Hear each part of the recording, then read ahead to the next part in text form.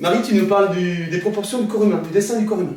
Oui, on va voir un peu comment calculer les dimensions des différentes parties du corps par rapport en fait, à la dimension de la tête. On parle de la tête, et d'accord, et la Voilà. proportion. Comme on a fait sur le visage d'ailleurs, hein, Oui, c'est des proportions académiques. C'est le même principe, hein, c'est vraiment les bases.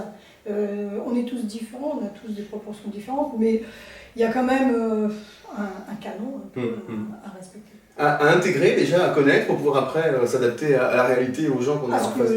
Voilà, super, on y va. Marie, tu démarres comment? On démarre par quelle étape? On va démarrer par tracer l'axe de symétrie, puisque le corps humain est symétrique. Et censé être symétrique, d'accord, voilà. Ok.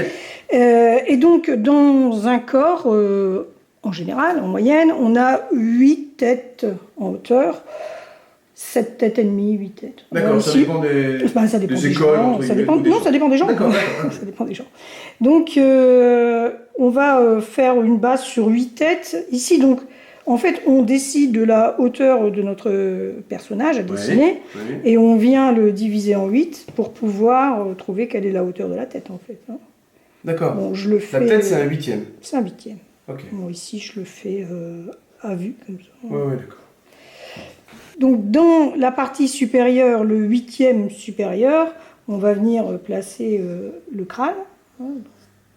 Voilà. On l'a pas dit, mais tu dessines au feutre là pour que ça se voit bien. Oui. Quel que soit l'outil, en fait. Ici, je fais un croquis rapide, très stylisé. Je ne vais pas dessiner un personnage. On ne s'occupe que des proportions. En fait. C'est uniquement pour montrer les proportions. Et donc, pratiquement à chaque repère, il se passe quelque chose en fait dans le corps. Ce qui est important, c'est de savoir que le milieu, donc à 4, ici, on a le pubis. D'accord. Ici, au deuxième repère, on a les pectoraux. Ok. En largeur, on a environ, chez l'homme, une tête de chaque côté. Pour la largeur des épaules. D'accord, voilà. ok. Alors, les épaules, elles vont se placer ici, entre les deux repères, on va dire au tiers supérieur à peu près. Voilà, on va voir les épaules, avec les articulations des épaules. Et puis, donc, la cage thoracique, le volume de la cage thoracique et le volume du bassin qui est un peu plus étroit. Chez la femme, ça va être l'inverse. On va avoir ici des épaules un peu plus étroites, une taille plus fine et des hanches un peu plus larges. D'accord. Donc on va avoir ici les articulations des hanches. Ok. Au niveau du sixième repère, on va avoir les articulations des genoux qui vont venir un petit peu au-dessus. Voilà. Donc les jambes qui partent un peu. En fait, on est plus large ici que là, hein, donc c'est pas comme ça. Et ici, on a la jambe avec le pied que je stylise fortement. Hein. Donc, voilà. On ne peut pas être plus stylisé. Oui, mais on les voit, écoute, on voit la forme. On voit la forme. L'important, c'est déjà de voir la forme. Ouais. Le poignet arrive à hauteur du pubis, ici. Donc, l'articulation du poignet est là. Et entre deux, on a le bras avec l'articulation du coude qui est ici. C'est moitié-moitié, à peu près un petit peu. Le bras est un petit peu plus long que l'avant-bras. D'accord. Et puis on a ici la main qui fait à peu près une petite tête, à peu près 2 tiers, 3 quarts de la face. Voilà, 3 quarts de la face. Voilà. Le pied ici, il est vu de face, il fait à peu près une demi-tête de large, mais quand il est vu de profil, le pied est grand. Souvent, c'est une erreur qu'on fait dans les dessins. La largeur du pied, c'est à peu près la hauteur d'une tête. Voilà. Donc, sur cette construction, on va pouvoir dessiner plus précisément le corps. Après, venir mettre la largeur du cou. Et puis, après, c'est les muscles, les épaisseurs du corps. Venir dessiner les cuisses, les genoux, les mollets. Voilà. D'accord. Là, le sujet, c'était bien, effectivement, les proportions. Les proportions. C'est vraiment simplement pour savoir à peu près, pas faire des jambes immenses ou trop courtes. Voilà. Le profil maintenant, c'est ça? Le profil, on va faire rapidement le profil. En fait, au niveau proportion, on reprend la même chose. Ça, c'est le même, ouais. Voilà, on va avoir nos 8 têtes.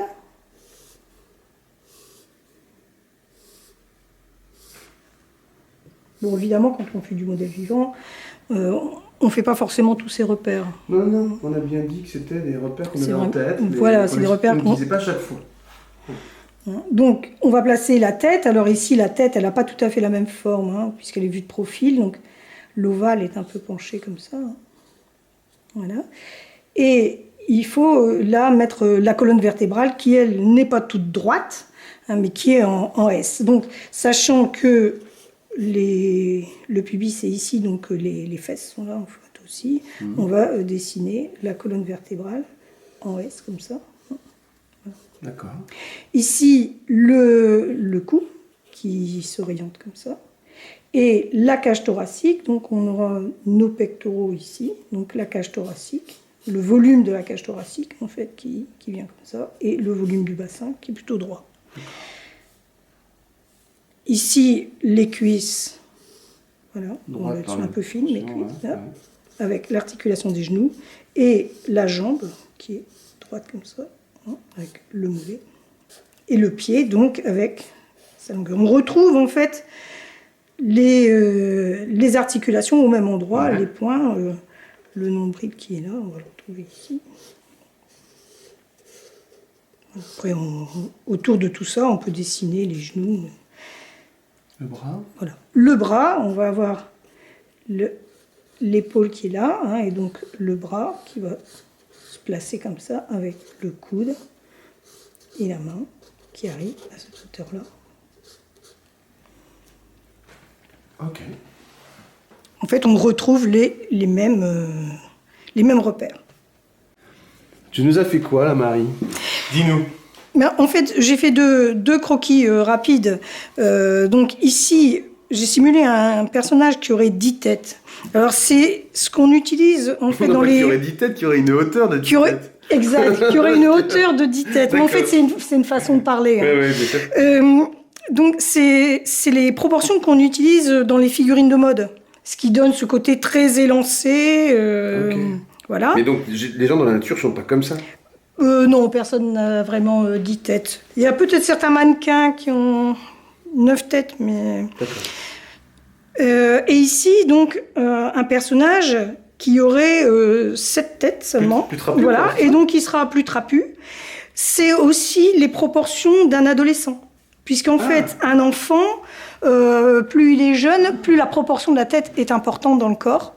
Donc un bébé va avoir 6 têtes de hauteur et un adolescent aura 7 têtes. Ok. Marie, exercice académique. Oui, c'est théorique un peu. Théorique, voilà, c'est plutôt théorique. C'est pour rappeler en fait, se rappeler de ces grandes proportions, ne pas faire d'erreurs importantes. Donc il faut le faire plusieurs fois régulièrement pour que ça rentre. Pour s'en souvenir. Ouais, ok. C'est vrai que le faire soi-même, ça aide à bien comprendre en fait. Comme dans toutes les vidéos qu'on fait avec Marie, vous devez faire les exercices. On vous conseille fortement de faire les exercices vous-même, en même temps ou après avoir regardé la vidéo, puis regarder la vidéo à nouveau pour le refaire, pour que ça rentre, quoi, pour que ça rentre. Ça permet, quand on fait du modèle vivant aussi, de prendre ces mesures. Voilà, c'est un outil d'aide aux proportions, au contrôle pour vérifier qu'on a fait d'erreur. Et puis moi j'ai aimé aussi le petit passage sur les grandes tiges là, et puis les petits trapus, c'était canon. Amusez-vous aussi à déformer tout ça pour voir jusqu'où on peut aller, d'abord dans la nature, dans l'exagération. Voilà, et dans l'exagération. À vous maintenant.